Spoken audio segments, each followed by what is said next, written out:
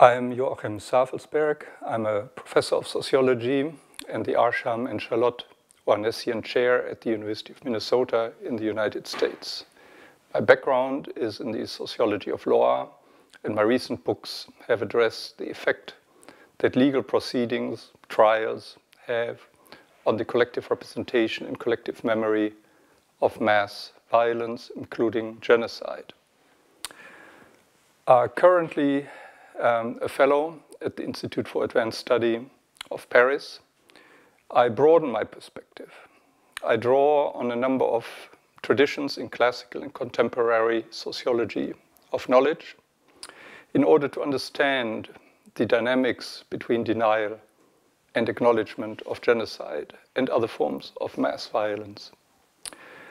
This is partly motivated by a paradoxical situation we find ourselves in, as today we have a growing tendency of heads of state to recognize past atrocities committed by their countries.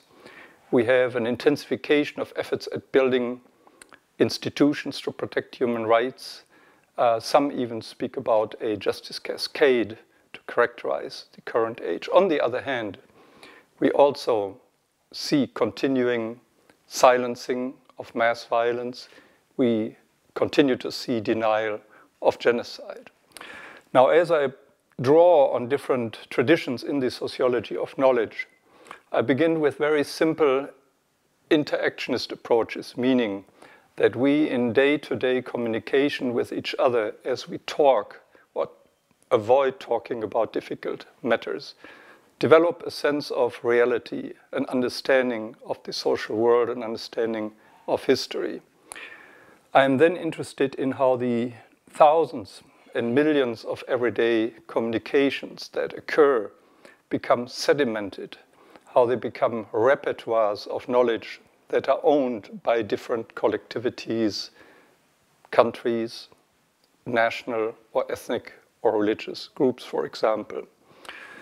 So this is particularly interesting in the case of the Armenian genocide, on which I focus my research, because here we do have confronting knowledge repertoires. We have denial on the one hand, we have a strong desire to acknowledge and to recognize on the other side.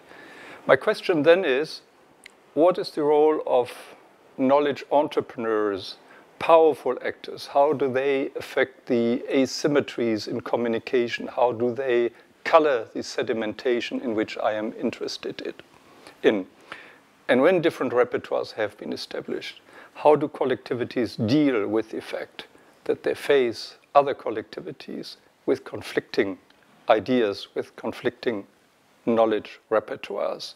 And I see two responses. The first response is to engage in public rituals. Public rituals aim to affirm the sense of community and with it the sense of understanding of history within the in-group vis-a-vis the out-group.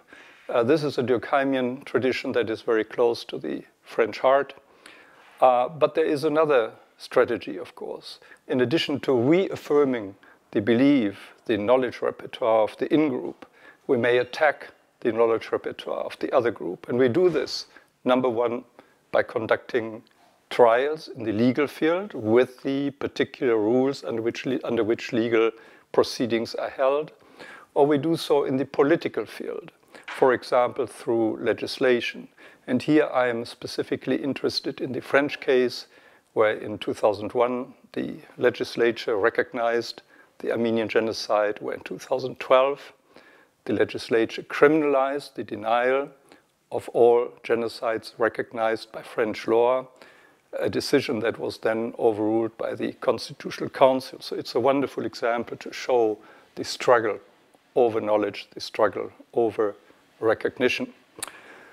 Altogether, the Armenian case, which has unfolded over 100 years since the genocide was committed in 1915, at the beginning of World War I, is an ideal case to study the confrontation between different knowledge repertoires to maybe get closer to an understanding of the paradoxes of the current era.